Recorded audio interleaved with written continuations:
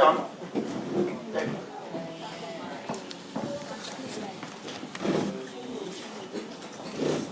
We're now into the territory of indirect cost, right?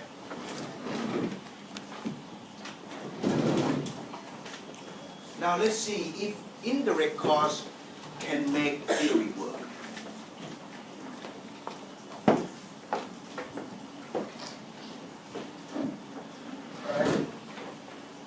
The literature tells us that in the main, the indirect costs basically come from the conflicts of interest between debt holders and shareholders. Okay, so we can think of this as the agency cost of debt. So there's a contract. Let's go back to moral hazard. There's a contract between debt holders and shareholders, right? Is it?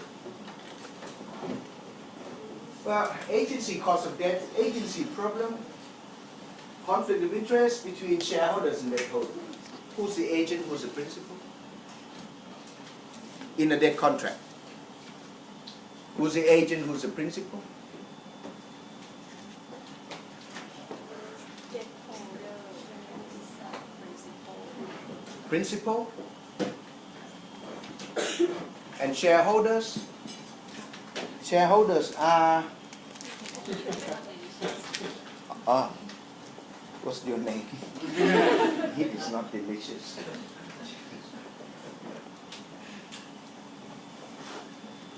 Debt holders are principal. Shareholders will be the agent. How do you describe the role here? How, in what way can shareholders be the agent? Think of a balance sheet. Think of a balance.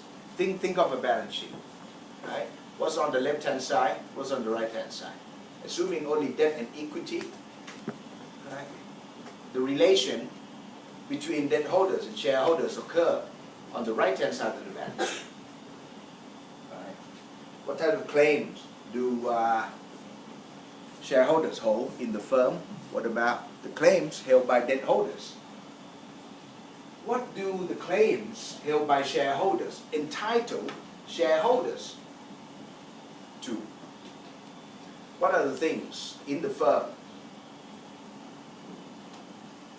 Assets, debt, equity. Equity claims entitle their holders to do what about the assets? What about debt holders? Debt claims entitle what to their holders on the left-hand side of the balance sheet?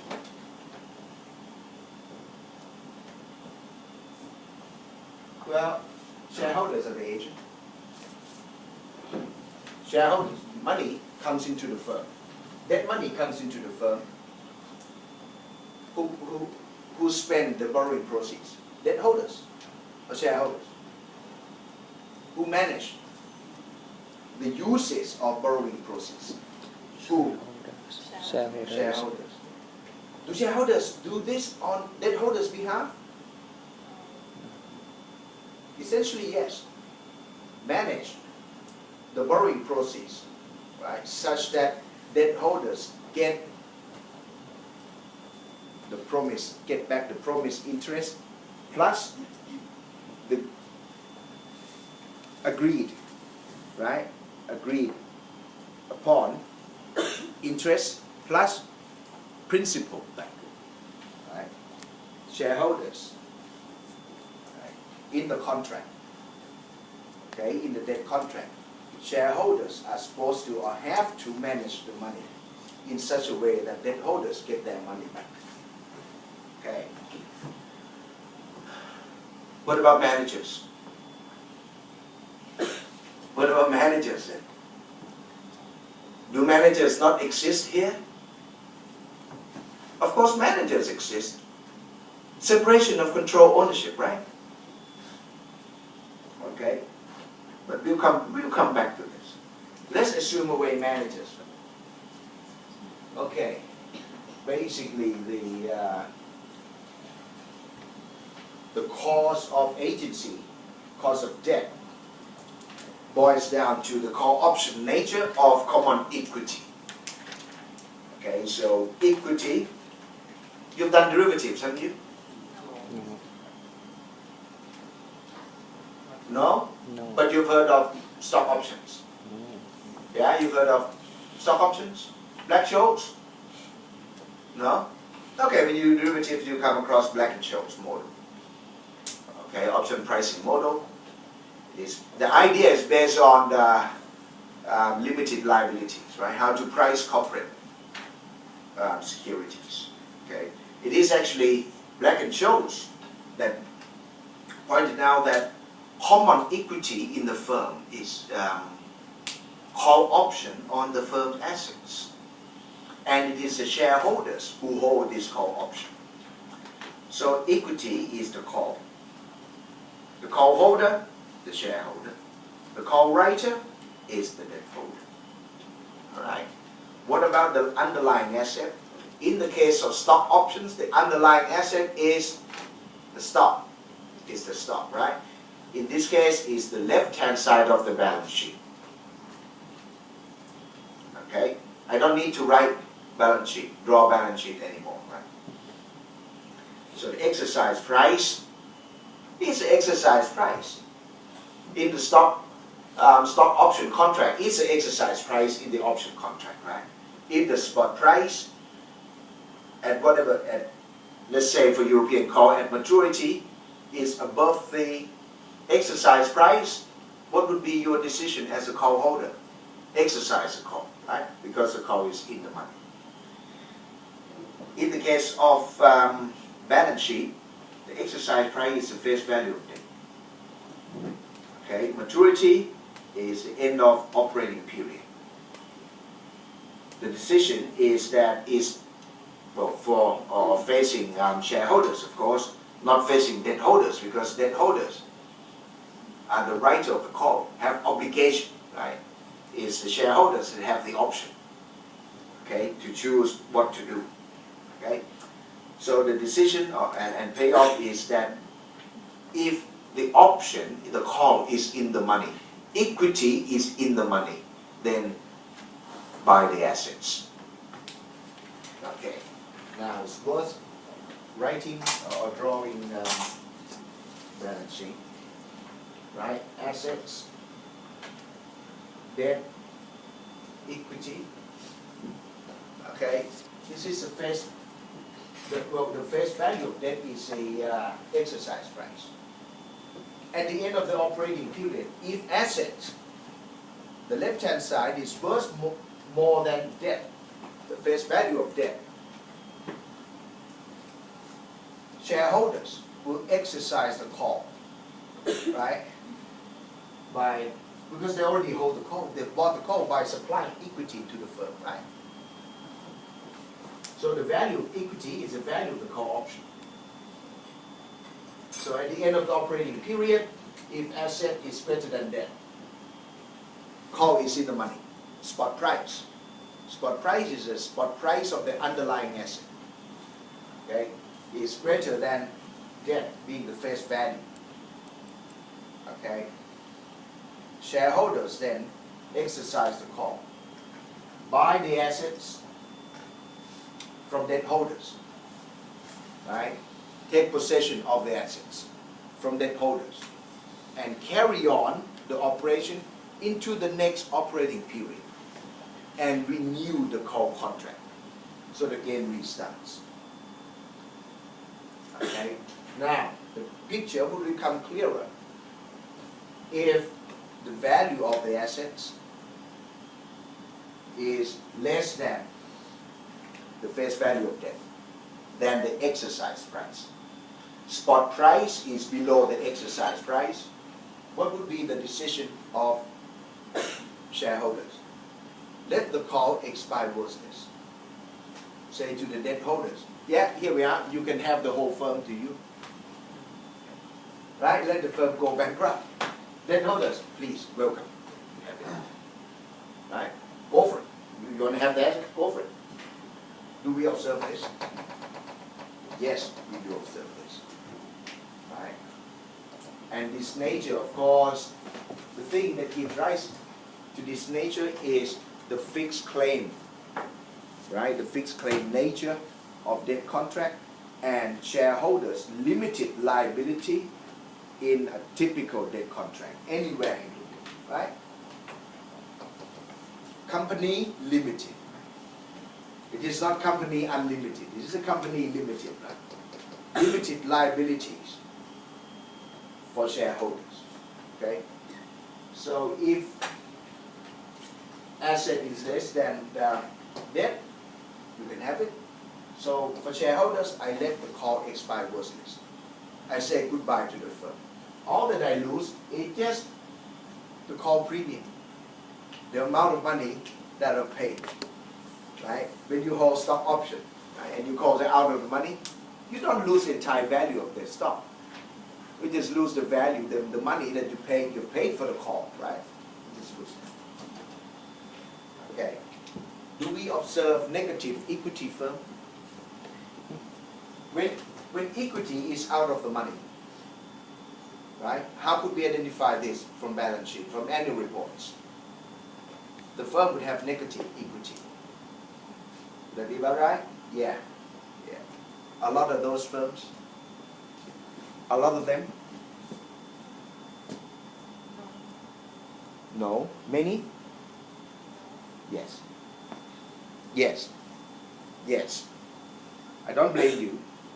Right? This is simply because I understand practitioners cannot afford database because they're expensive. Okay, big database like what universities can afford.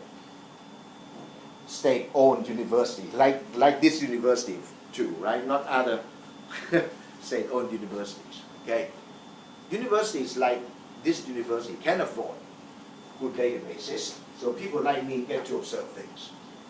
Okay, a lot of these. Okay, have you heard of you'll be talking about farmer-friendly three-factor model at some stage in your degree. Have you done equity analysis? No? Okay, you in the investment area, right, you'll be talking about three-factor model, farmer-friendly three-factor model. Okay, and when people in general have to calculate book-to-market ratio, book value of equity divided by market value of equity, right? For ranking firms, right? Sorting firms in their sample to construct whatever factor in their so-called asset pricing model, they're going to drop firms with negative equity. Right? They say that they drop such firms out of their sample, right? Because they can't calculate. Negative ratio is not meaningful. Okay. So we see a lot of these firms in the database, and they're not bankrupt yet. They're not bankrupt yet. Maybe they are under distress. They're going through the bottom period of their life, right? And hopefully that will turn around. But if that equity remains negative, let's say for a few years, then this is a certain sign that it's time to say goodbye to the firm, getting delisted or getting taken over by another firm. Okay. Right, now let's coming back to this party that is called managers.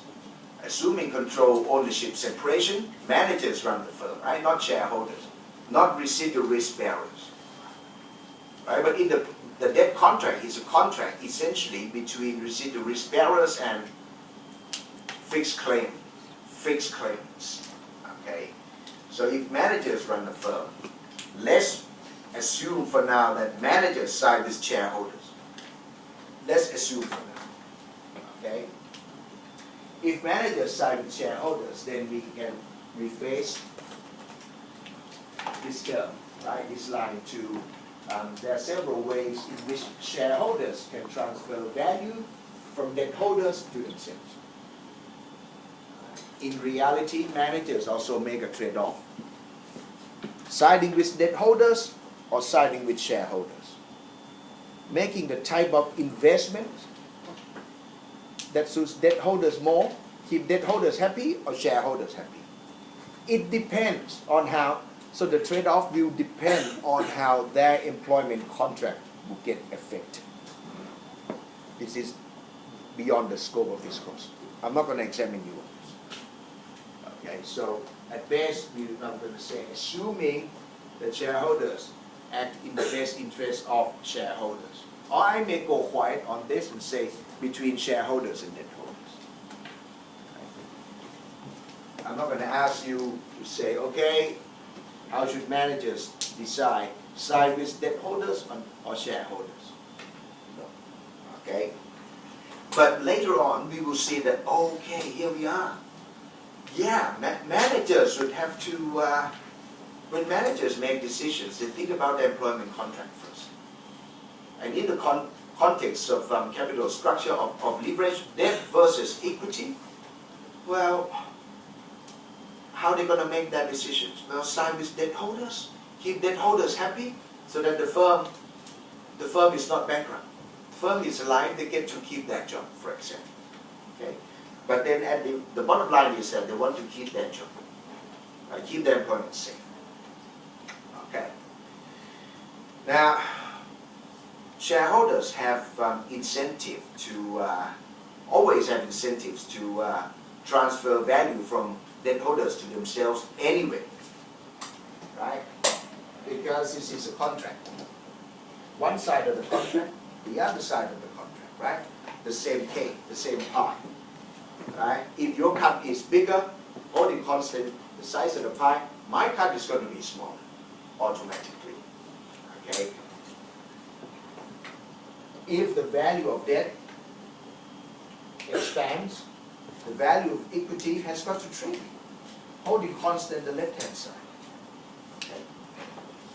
Now, the incentive to transfer value, okay, to do things to transfer value from debt holders to themselves will be strong when default risk is material. Is this L sub 1 in the trade-off graph? Go back, link back, link back. If this is L sub 1 in the trade-off graph, right? When default risk starts to become material. How do we know that? Well, firm value starts to deviate from the straight line going on, right? Okay. And what level of leverage is that? Extremely low or a little bit high? A little bit high, right? And default probability gets higher when leverage becomes bigger. So the more debt in the capital structure, the greater the incentives facing shareholders to do something funny, right? Do something funny in the debt contract. From debt holders' perspective, this is something funny. Lenders don't like this. First, that something funny is risk shifting. Okay? You are lenders. You are lenders. I want to borrow money from you. Okay? I have two projects up my sleeve. Okay? I go to you, the two projects have the same expected payoff. Right? Same expected return and cost the same. So, in other words, they belong to the same systematic risk as well. Okay, same systematic risk class. I go to you, I have two projects. One, same expected value, right? One with higher variance, greater fluctuation. Large upside, large downside. Another one, quiet upside, quiet downside. When I go to you, I want to borrow money from you. Which one would you think I would present? High variance one or low variance one? Same expected return. Same value, same expected value. I present to you the high variance one, the low variance one. Low variance one. Why is that? Yeah, why if I present to you with high variance one, NPV is the same, expected value is the same. Why not give me? Why not lend, right? Risk is lower on the other one. You care about risk, about the project specific risk. Okay, okay, yeah. Okay, now they belong to the same systematic risk. Right? For brevity, let's say that contract is incomplete because of moral hazard. Right? To be more intuitive here, well, I say this kind of project belongs to this class of systematic risk. This is the factory that I want to build. Okay? But how would you know I use the technology, right, that makes a project, gives the project high variance or low variance? You can't tell. I'm in the trade. I know you don't know.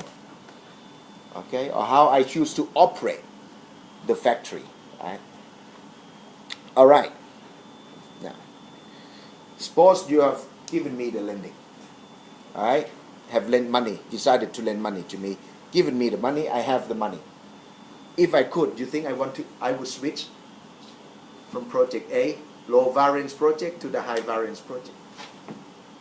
Would I want to? Why? High variance. This is level of NPV. NPV, let's say NPV plus 5. Low variance go down to plus 3. Okay, it will be plus 3.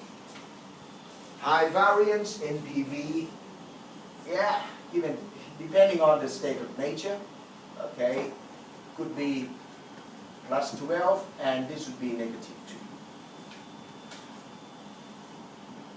Go for this one. Which one?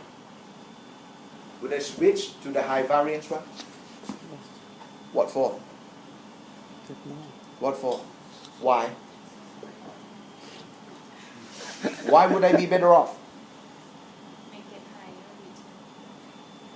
return. I make it 12, right? What about this? What about this? It becomes this. I lose a project. Let's say if I lose a project, I go bankrupt. Why would I want to switch then? So if I don't want to switch, I want to stay with low variance project, then we don't have conflict of interest. We don't have agency problems in the debt contract. If it turns out to be this, whose money is it? Whose money is it? Your money. You are the debt holder, right? You lend your money, not my money. But if it becomes this, who gets to enjoy the upside? What about you? What do you get? The fixed interest, right? Predetermined interest plus principal. The rest me. Okay? So I have incentives to shift risk. Now, with this definition, right, this structure of my incentive. Scenario 1, I borrow a little bit. Let's say the cost of the project is 100 baht. Scenario 1, I borrow only 10%. Scenario 2, I borrow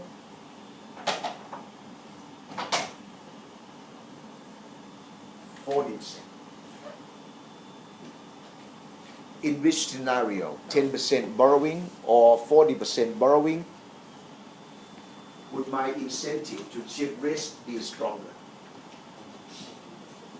Sorry? 40%. Why is that? Very important to you. If you master this, you stay at lending, right? At your bank, you become the top guy in 2 years. If you don't go to jail first. Shortcut. Why? Why 40%? Why do you think my incentive is stronger in the scenario of 40% debt?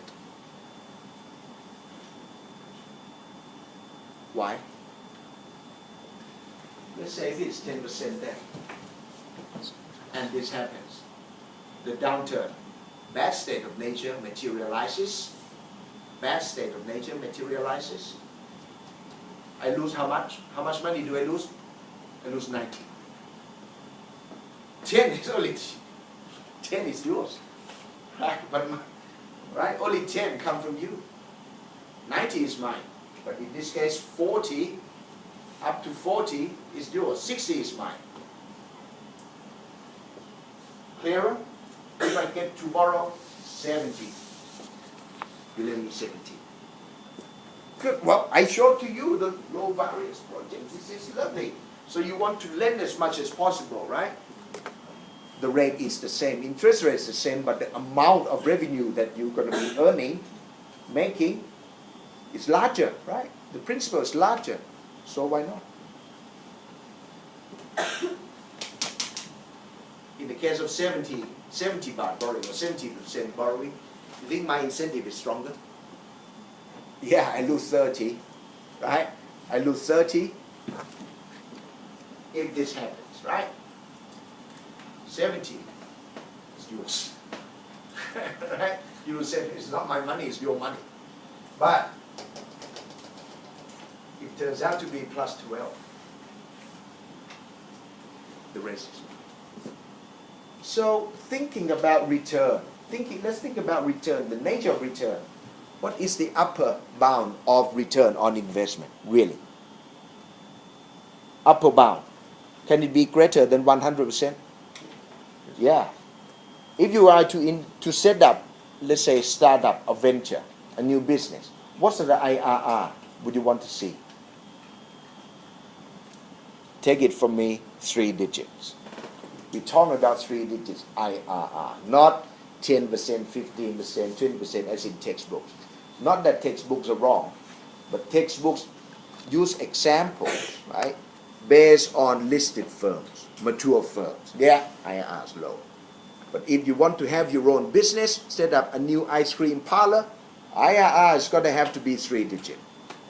Or this lovely chocolate cake, fusion, Japanese plus Russian plus African cake all together in one cut. You know, this is going to have to be 3 digits. All right? Have I told you about Swenson's ice cream parlor in Jamturi Square? I think the owner got their money back in 7 months. Net of the cost. The profit. Payback period was 7 months. This ice cream parlor. Just imagine how much money, right? The owner of this franchise had to invest it in terms of decoration, fixtures, and everything, right? Plus the rent. Rent at this place is not cheap. It costs an arm and a leg. It's extremely expensive, right?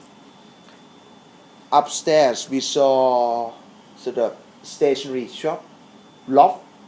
There used to be loft, right? Upstairs in Jamturi Square. I think loft is gone now. Right?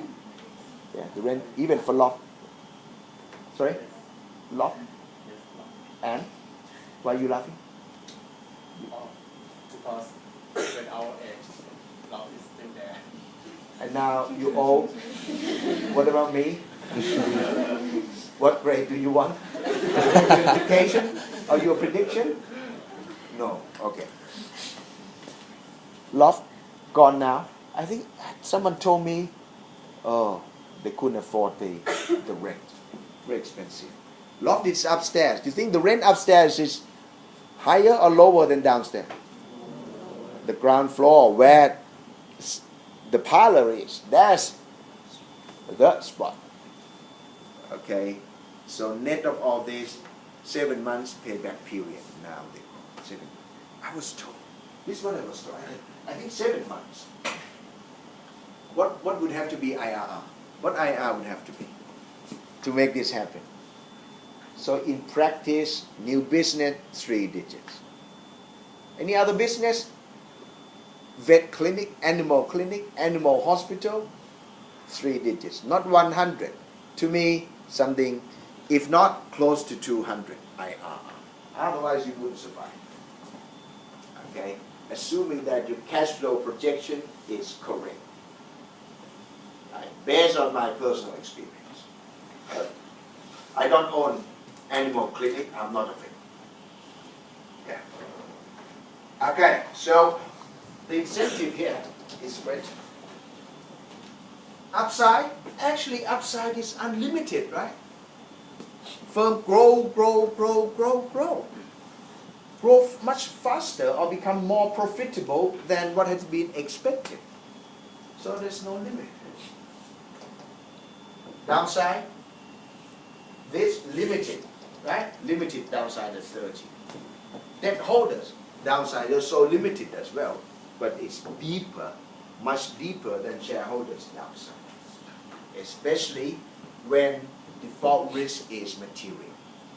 When is default risk material? When there's a lot of debt. Right? When there's a lot of debt. Okay.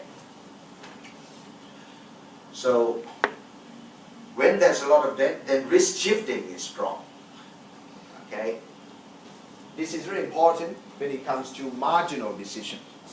Okay? I run a firm, I already have leverage. Let's say my leverage ratio now is 40% debt to assets. Okay, 40% debt, 60% equity, come from equity, of assets come from equity. Okay, I go to you and ask to borrow money from you. So debt will go up even more. So with 40% debt, 60% equity, I have material incentive, sizable incentive to achieve risk. Okay, that's a practical, real-world implication for lenders. Okay. So if you expect this, how would you protect yourselves? How would you protect yourself? Don't lend. I have 40% debt, don't lend. 50% debt, don't lend. 50-50 it is really something. 60, nice and clear, yeah, that's a bit high, right? But what about 40? Well, yeah, maybe worth it, right? Because if I lose 60, right? And outstanding lenders lose 40, but you are the marginal lender. Depends on your collateral, right? So how would you protect yourself? What? That's right. Covenants. Debt covenants. Okay, fine. Interest charges as well, right? As compensation for risk. Right? High interest charges. Plus covenants, can't do this, can't do that. Right? And in covenants, there are things that are called tripwires. Conditions, terms and conditions that are called tripwires. Okay, if I hit this, I'm going to hit that. Right? And then I cannot reinvest. I cannot borrow anymore, you should say, right? Okay, this is a project. If I wanted to invest in the new project, I can't do it, right? I can't do it after. If you say yes to lending money to me, right? We have a contract now. Okay, I want to borrow more? No, have to get approval from you first. I want to invest in a new project, get a new project? Well, no, get approval from you first. Then in this case, what type of project would you approve? New project, low risk, right? Very low risk. The lower the risk, the chances are that expected return will be lower, right? Yeah, the chances are. Okay. So if shareholders want the firm to create wealth for themselves, create shareholder value, create shareholders' wealth, what type of project would the firm have to invest in? Risky projects, right? Think about the two extremes, risky and risk-free. Okay? If firms go for risk-free projects, What kind of return would the firm get? Risk-free return. Is that high or low? That's very low, very small. So firms need to go for risky projects, okay, because it is risk, i.e. uncertainty, that give firms room to drive this very, very high. Okay, you need to go for risk. We need to go for risk. Okay, this is why the finance literature say if firms cannot invest or reinvest in risky projects, you'll be destroying the shareholder value. Okay, they'll be underinvesting. That is, not investing, underinvestment means not investing in enough of risky projects, right? And in practice, a lot of you like practice. So in practice, we invest in risky projects, right? We need to go for that. Okay? But high risk, high return project or high risk, super high return project. High risk, super high return. So if we don't go for high risk, there's no chance of getting super high return to start off, right? So in other words, we need to go for risky project, but make sure that we choose low risk and high return project, right? Isn't this what finance theory in general teaches finance students? Or finance teaches high risk, high return? No, don't be stupid, really. Most financiers misread the literature. Stupid. A lot.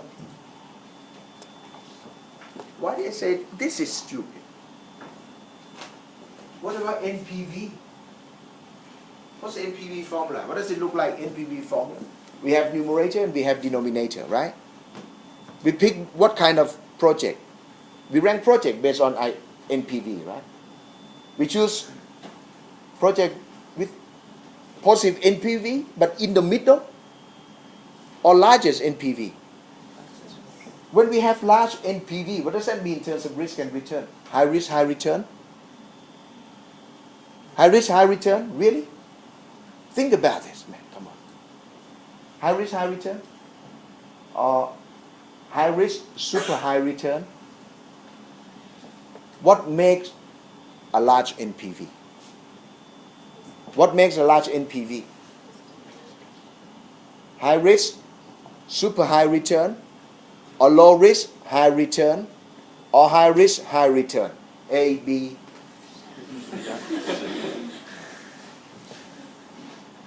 High risk, right?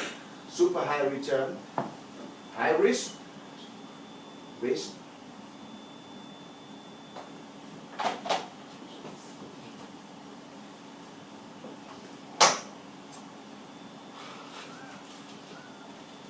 But you need to get this. Okay, A, high risk, super high return. B, what did I say? Low risk, high return. C, high risk, high return. Which of the following generates large NPV?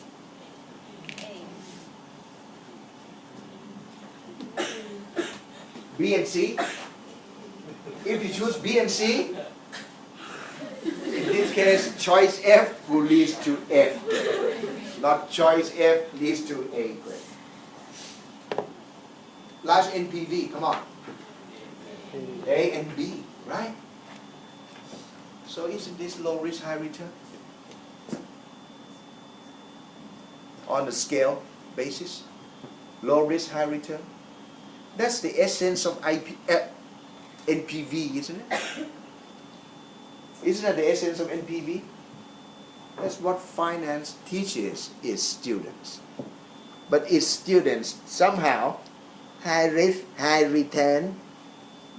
And that's, I don't know. Don't memorize it. High risk, high return as the benchmark. as the benchmark. In general, right, if risk is high, investors require high return, right? But if return is high, what does Markowitz say? We want high return, what does Markowitz say? Minimize risk. Pick the weights, right, for the stocks to minimize what? The portfolio variance, right? Isn't that low risk, high return?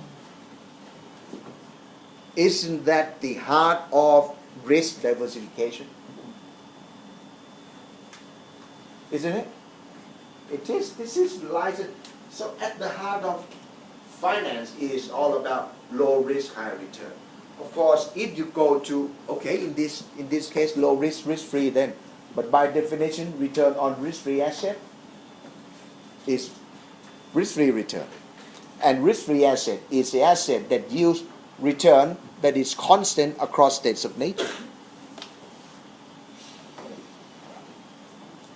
All right. So you understand risk shifting now, right? Inside out. Two, managers, right, or shareholders actually, assuming that no moral hazard, no agency conflict in the employment contract. Although moral hazard, but managers are good guys, good to shareholders. Managers love shareholders. Okay. So shareholders can borrow more, right, and pay the cash back to themselves. How could shareholders do this? For large firms, not too difficult, right? Large firms with good ratings, not so difficult. If leverage is extremely low, have got a lot of collateral, good collateral, borrow, issue bonds, right? When we buy investment grade bonds, do we care? Do we care about what happens afterwards? What happens to the money? How the money will be spent? No, we know it's safe, right? Shareholders don't care, right? As long as you're sure that there exists information to suggest that it is extremely highly likely that you get paid the coupons. All of the coupons, right? Not late coupon, paid on time, no problem, plus your money back, principal back. Would you not be happy? You'll be happy, right? As debt holders, because that's the name of the game. Okay, so I could borrow more, holding constant the left-hand side of the balance sheet. Borrow more, money comes in. Well, left-hand side goes up. No, retire equity, buy back, and buy back. Okay, for example. Right. So, in this case, then, the value of the outstanding debt would decline. I borrow more, holding the left-hand side constant.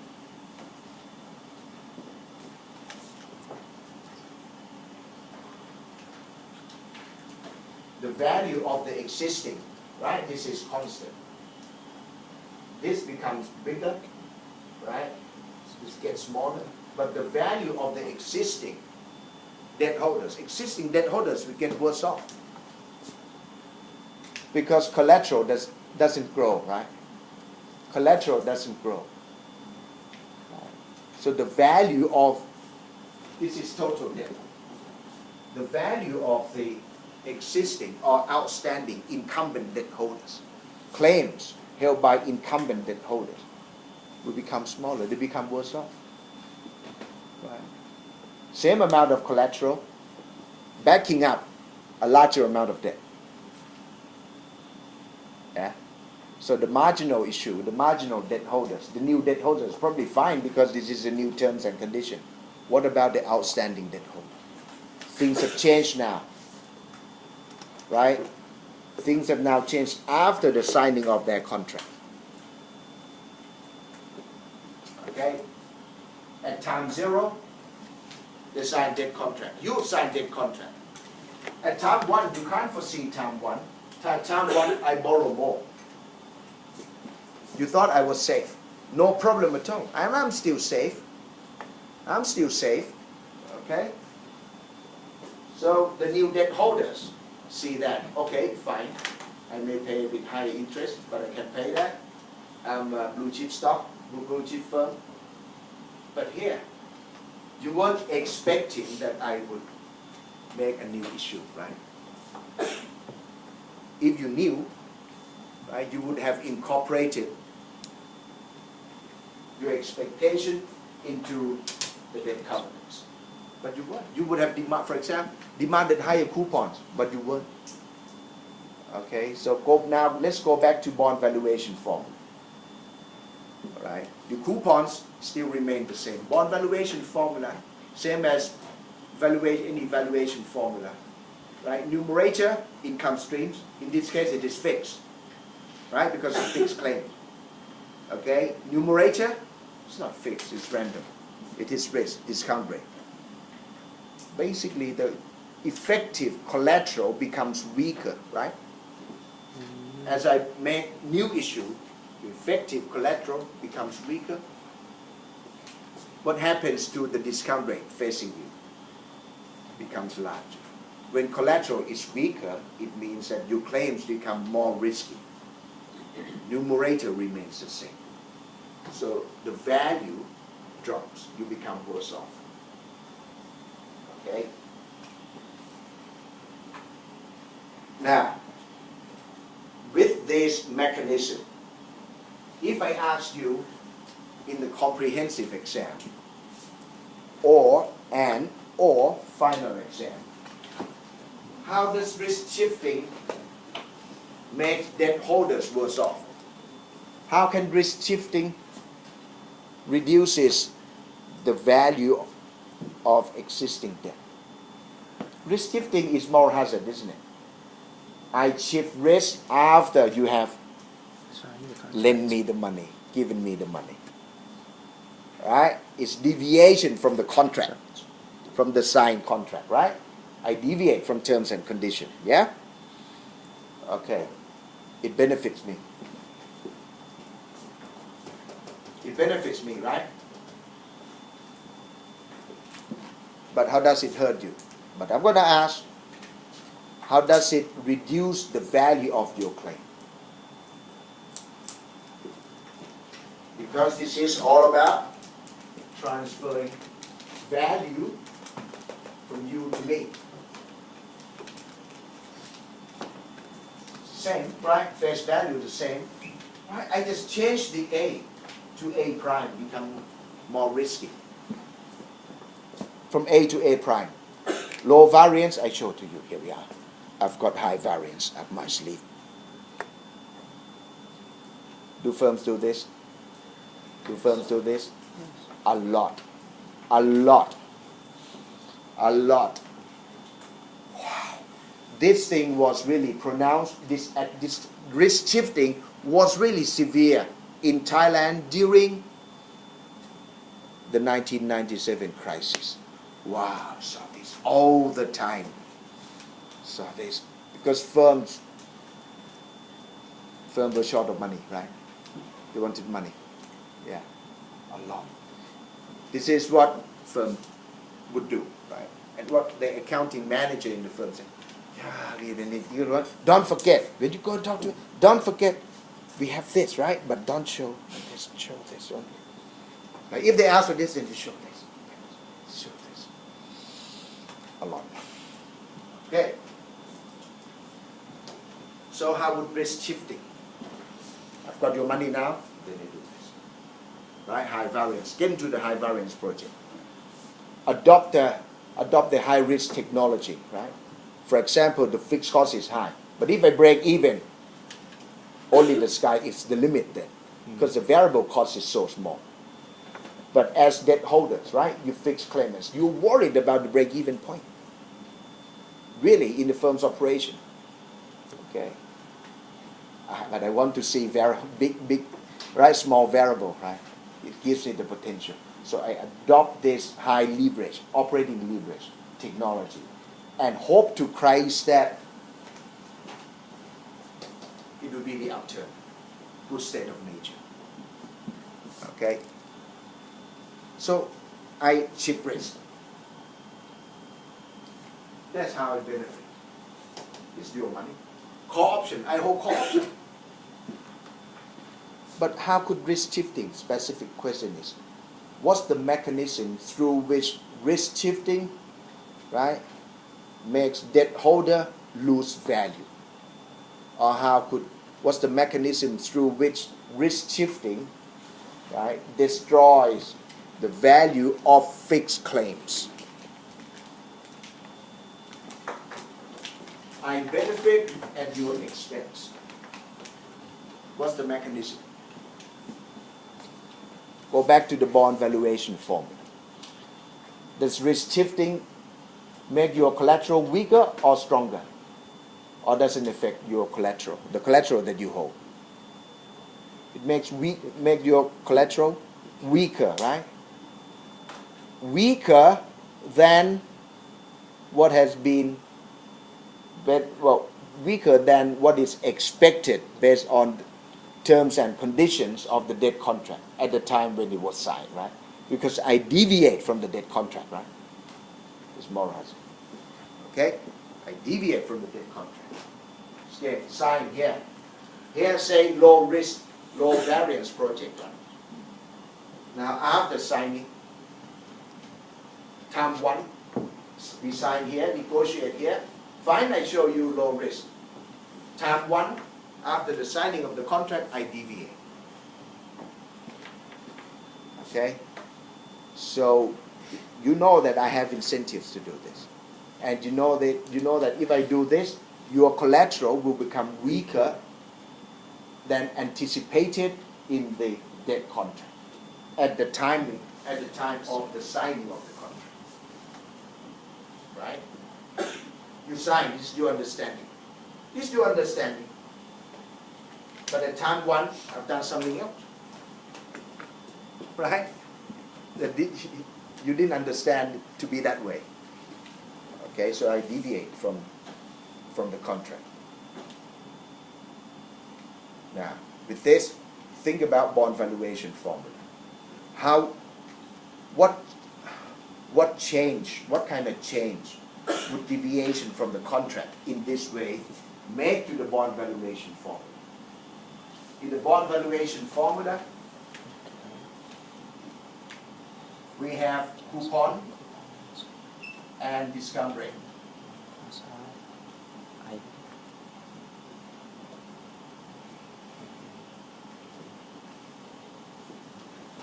Alright, plus face value term, principal term, can't be bothered going back. Yield to maturity, or discount rate. X, right? Equilibrium cost of debt, equilibrium return on this issue. I deviate from the contract. Do you think your collateral become stronger or weaker? I shift risk. The assets become more risky, right? Assets. So, what change does this increase in asset risk? Okay, in the context of using Merton default, Merton option pricing model, right? Terminology, asset sigma. How does it increase in asset risk? Because I've shifted risk, right? The risk of the project or asset risk. Make to the bond valuation formula. Does it make any change? Does it affect the increase in risk here, affect the numerator? No? Why not? Why not? Nice and clear, please. Fixed claim in the contract. Obligation is fine. Fixed claim. Okay, it's fixed claim. Okay. What about this?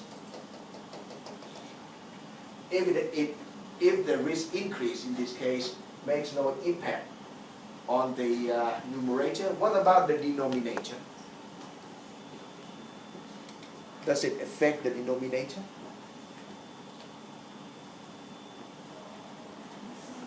What does the denominator reflect? It's supposed to reflect risk. What did it say? Risk? Sorry? Yeah, it is required rate of return, but what does it reflect? Risk. High risk, high return.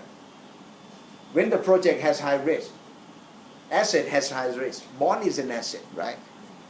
An asset that has high risk, is expected return should be high or low? High. Expected return is equilibrium return. Right? That's why it's called cost or required return. Use it as a benchmark. Okay, so cost of equity, equilibrium return on equity, required return on equity, or expected return on equity, they're all the same thing. Okay? So as collateral becomes weaker, asset becomes more risky, your collateral becomes more risky, what happens to the denominator? Becomes higher. Right? What happens to the left-hand side? Holding constant, the numerator becomes smaller. So your loss, my gain, is your loss. Your loss becomes my gain. Wealth transfer. Alright, this is a mechanism. Okay. Now one more question before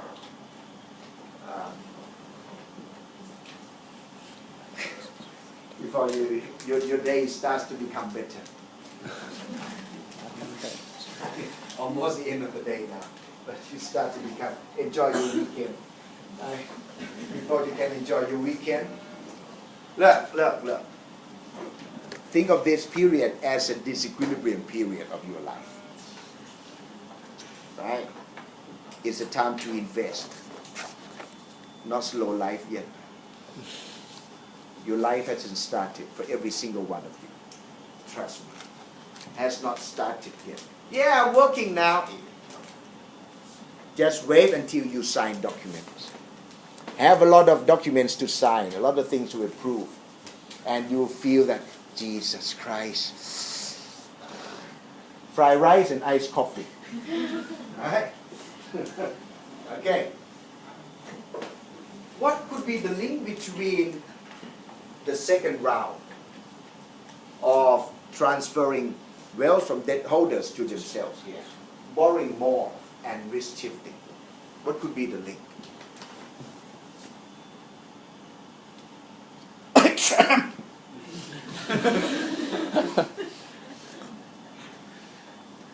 Is that good motivation? I give you incentive. Sure, in exam.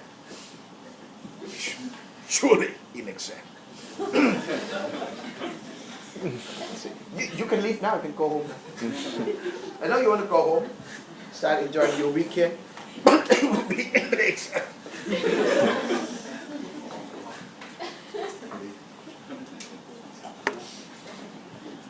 Okay, fried rice. What's your answer? What's the link between? It's the first way to transfer wealth, which is risk shifting, right? And borrowing more, right? The second way, related to the second way, are these two alternative channels related? If so, how? Go back, start with what we know. That's why I haven't erased this thing. Ah, that's it. What were they discussing here? Borrow more. Borrow more. Okay, thanks. Risk shifting incentives become. That's it. Okay, have a good weekend. That's it, that's the link. Not yet. So, when you go home, right, review the notes that you have taken, or read the lecture notes that I've typed up. Okay, I don't type up everything, right? Otherwise, you guys don't pay attention. Okay, I leave something blank, leave a lot of blank in the lecture notes. So, Oh, blank. Here, that fits there. Think about, okay, step by step. If you get lost, you don't understand what's in front of you, ask yourself straight away, what has brought us here?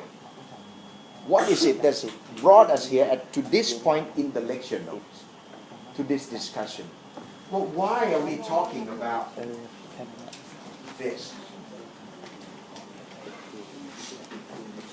Which part are we? Direct cost or indirect cost? Here. Why are we talking about all these moral hazard costs? I use different terms now.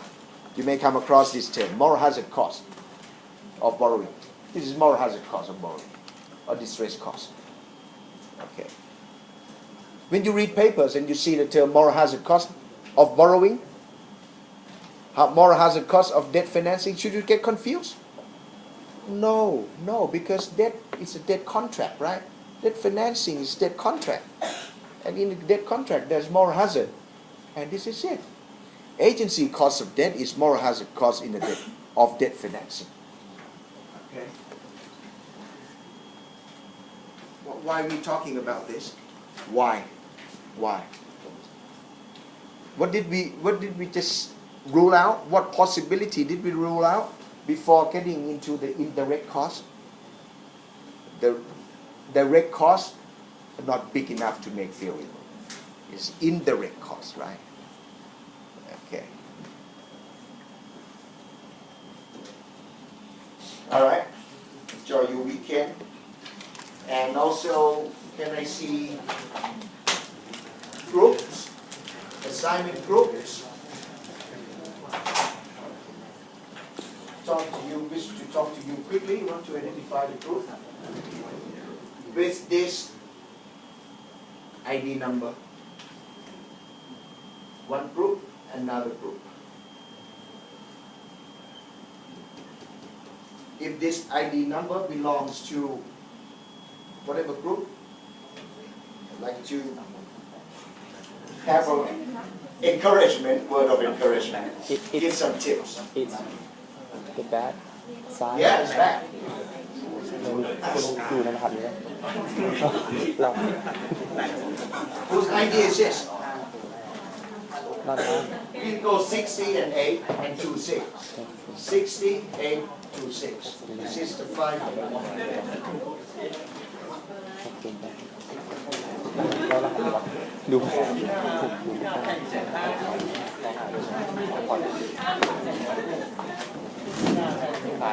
ม่อยากรู้รหัสตัวเองแต่อ้าวแล้วเลขข้างหลังคืออะไรอ่ะ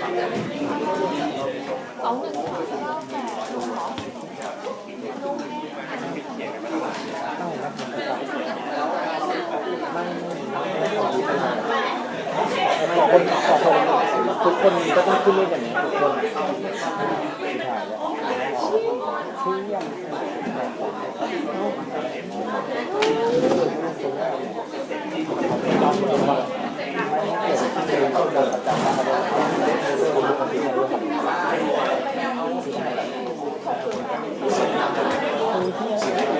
ข้าว